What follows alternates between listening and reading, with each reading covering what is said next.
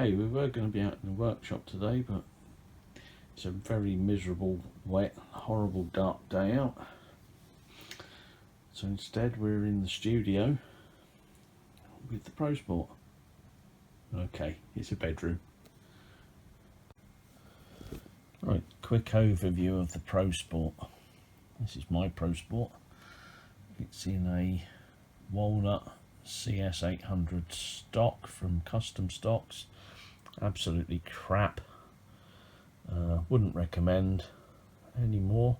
I've had their stocks before and they've been great. This one is shit. Customer service has always been awful. The whole process of buying this stock, trying to get it sorted out, didn't get anywhere. Would never recommend them again. Would never use them again. Let's just, do you want to see? It's hard to tell from those holes. See, that one's not too bad. A bit of a glary job. Hard to really see. Flip it over. Yeah, see that you can see from that one. Most of there was one hole that was in the right place. The other three were on the piss. Well, that bugger about just to get the screws into it without it pulling the action all over the place. Awful, awful stock. When you turn to the underside, of course, it's got the enclosed cocking lever on the ProSport. You can see there as you go along. For a start off, it's not in the middle. Changes sides. It's deflection, and then there's some really piss poor craftsmanship at this end where they've obviously chipped it out and couldn't be bothered to sort it. Just thought, well, we'll chuck it out anyway, and then deny all knowledge of it and then just be arseholes. So we never did get sorted with it. We've never given them any good feedback ever since. And wherever possible, I will tell whoever will listen what a shitty stock it is. Oh, and the other major great thing, it's an adjustable butt pad, and as you can probably see there, it's already snapped because it's just a piece of crappy plastic. So these are all things that I've got to now sort out myself due to the piss poor customer service from Custom Stocks in Sheffield. Don't use them. Right, so what's that done to it? Well, we removed the anodizing from the scope mounts to match the shiny stainless steel safety catch. We've gone with stainless steel fixings. It's got this sort of gold trigger assembly on the ProSport. It's quite a nice trigger, to be fair. And then we've de-anodized the trigger guard because it was a bit scratched up. This wasn't a new rifle, by the way. When I got it, it was a second-hand rifle, and it wasn't in this stock. I put it in this stock to make it nicer. Bit of a mistake, probably should have picked a different manufacturer. Oh, look at that, just put my arm in front. Then we come down, it's a little bit, there's always a little bit flippy on the barrel, so we've added a bit of weight to the end of the barrel. It's not a silencer or anything like that, it's just a weight. I'm thinking about doing a silencer for it. Cocking lever. This is a bit hard on the old hands. If you've never had a ProSport, this is a bit of a mission sometimes. A bit sharp, a bit awkward, but this is a really nice looking rifle. They've always been a nice looking rifle. It's basically a TX without the lever at the front. Makes it very nice looking rifle-y looking rifle. That really annoys me. This really annoys me. Sort that out. I'll have to make a custom butt pad for it because this one's crap. I've got a HW77 that I'll show in another video, which has a custom stock on it. And it came, I bought it brand new in 1989 as a package, HW77 and a brand new custom stock CS800 thumb hole, which has a metal butt plate, which is beautifully made, which was why I went back for another one for this rifle. Luckily I didn't order one for the TX, or the two TXs that I was going to order ones for, so I guess you lost out there. So this has had a lot of work done to it internally. This is now running a 22mm piston with a liner in the compression tube. Parts were made by Tony Leach. Can't take any credit for that. These are his parts, but originally these parts were for a TX, and he said they wouldn't fit the ProSport, so they've been adapted to fit the ProSport, and it shoots lovely, beautiful. And what we're doing today, let me just shake the camera about and get this out. We've got a new part from Tony, a compression tube. So this is a new ProSport compression tube with a seal. Oh, just knock them in there. I'll get them out in a minute. This is designed for the ProSport, and this is 22mm. So I'm going to take out the original compression cylinder with the sleeve in it, which works perfectly fine. Bung this in because I want to see what the difference is. Now this one also has, I believe, looking at it, a brass transfer port. So this one, you should be able to make custom transfer ports and change them if you feel the need. So that's today's job. We're going to fit this, and then hopefully, because with COVID and everything, I can't actually get to the range. At some point we'll actually get to try it, see if it shoots any differently, if it shoots any better, if it produces any more pellet speed, and that way I can probably determine from that how well my modification worked to the original compression tube that's in the gun with one of Tony's sleeves and one of his end caps, and see if it was worthwhile changing it.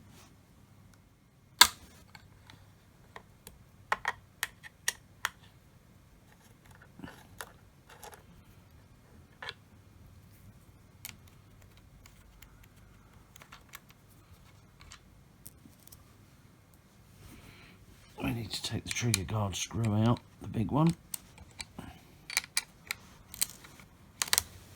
You can hear it creaking as it comes back into alignment where it's been done up. Over there.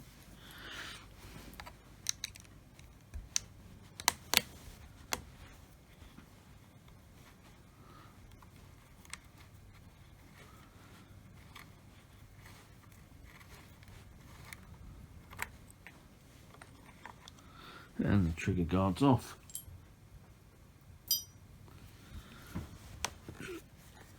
Roll it over. You can still see something.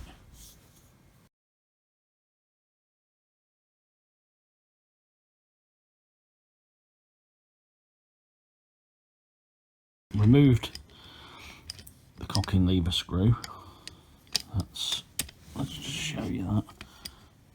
Okay, maybe not. There we go. So that's that one. That one screws directly into the compression chamber, and I've loosened this one, and this one is the last part of the puzzle. And you need to compress the spring to take the load off the nut. What I normally do is I put the rifle on the corner of a bench, oops, under the end cap, push it down, and then I can take the screw out. But obviously in the home studio, bedroom, I've got nothing to press against that's not already outside in the workshop. So I may just have to put this on the end of the bed, on the table, and just remove that screw off camera.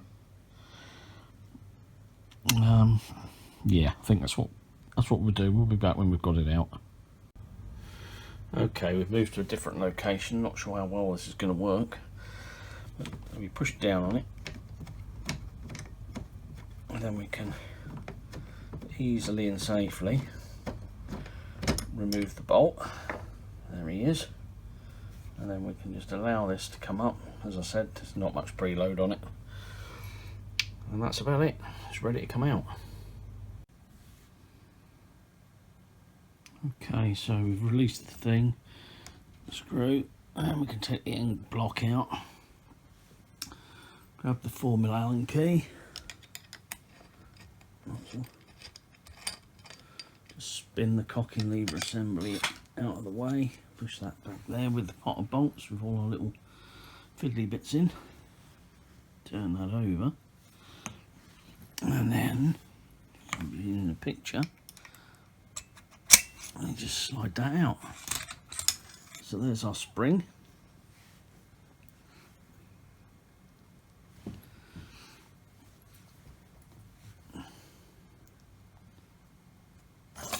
Oh, nearly fired that across the room. And there's the compression chamber.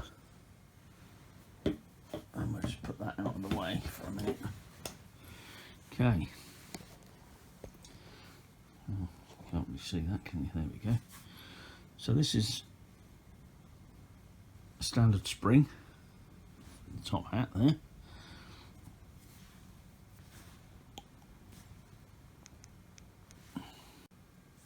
Right, so there we have our 21mm piston and our standard latch rod.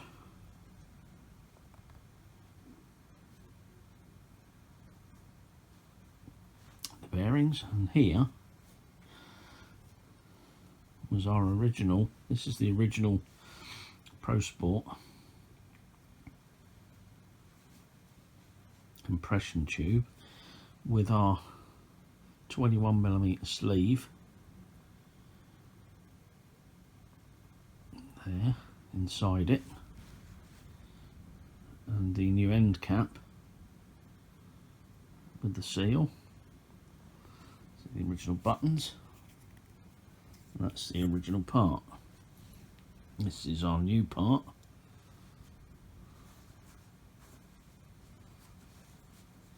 And the only difference I can see is we've got a spherical bearing both ends, and we've got the flat, the cutout for the TX, as well as the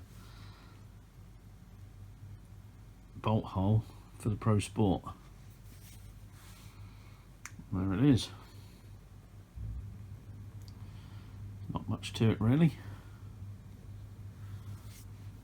So let's try and keep this in camera for you. Let's try a new cylinder.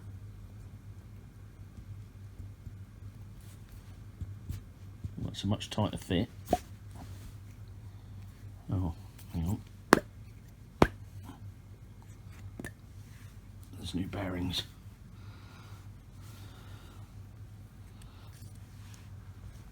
So we've got new bearings. Seem to be the same size. So this To change this, you have to take this O-ring and this seal off.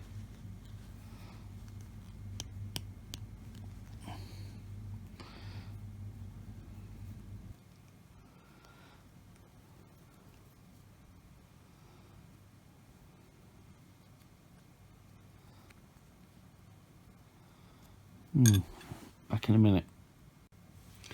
Okay, so we're back again, back in the room as they say. I've popped the seal off. Those bearings are a really tight fit, so let's try it with the new bearings.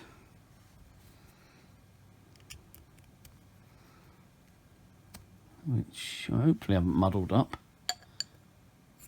Oh, that's better. Lovely. Okay. So then we just got to pop the seal back on, which try and do without knocking the camera over.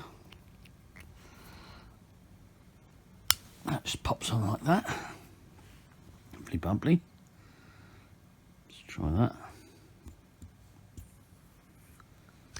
That's lovely. Just how you'd want it. So let me just put the secondary O-ring on. There we go, it's just another seal. Let's try that again. It's gone tight. Okay. And the secondary bearing goes there, like so.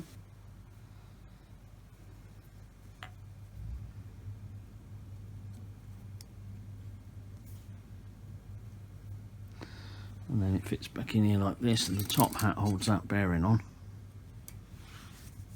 There we are. Excellent. Right, so we'll put this and this, pop them together for a later day. Something or other. Put that there like that. So I might order one of these for a TX that I've got.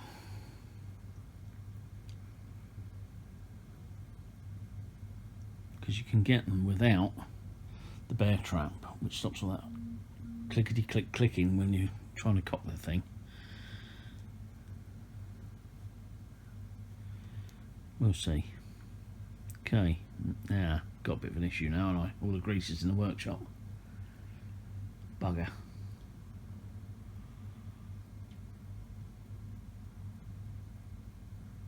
I better just go and have a look, see if we've got any grease up here. Oh, I've just found a box with some original TX bits in it. That's an original TX piston, 25mm out of, I want to say that's out of the Mark II. I think that's out of the Mark II 2.2 that had a new lightweight piston put in it last year. And this, I think, well, they're not very heavy, is original. Maybe not. Maybe that's the ProSport's original piston, and maybe that's my TX's original piston. One of the TXs I did had a new latch rod, and one didn't. So the one that didn't, the latch rod is in one of these kits, one of these 22mm kits. Memory escapes me, but that's quite a heavy one, that one. There's that one and that one. Okay, so there it is, all back together, ready to go in the gun. Get tools out of the way, and the little box, which just happens to be indoors. This is a bunch of leftover parts and screws and bits and pieces, and I'm hoping like some grease in here. Some mounts.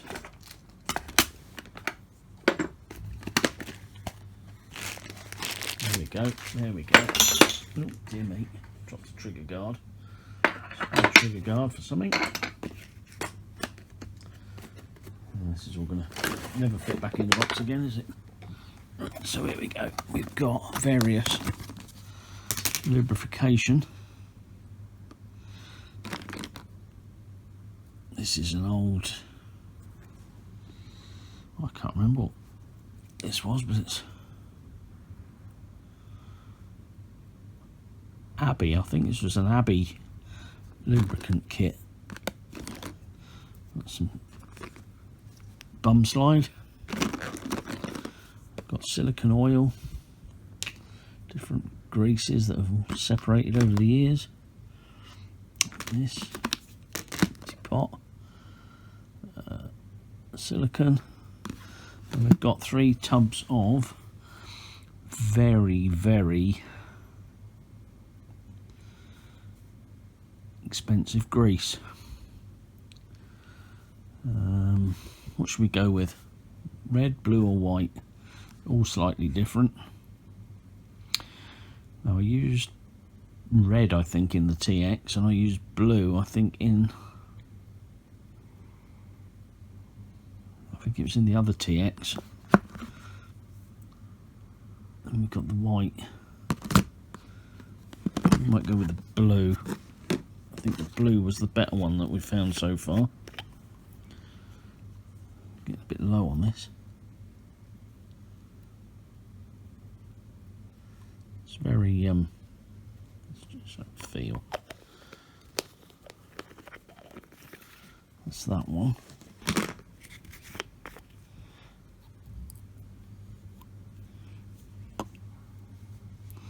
Little bit of blue grease on the underside of the top, underside of there. You don't have to use anything fancy like this blue stuff. You can just use Molly. Molly slips more than adequate.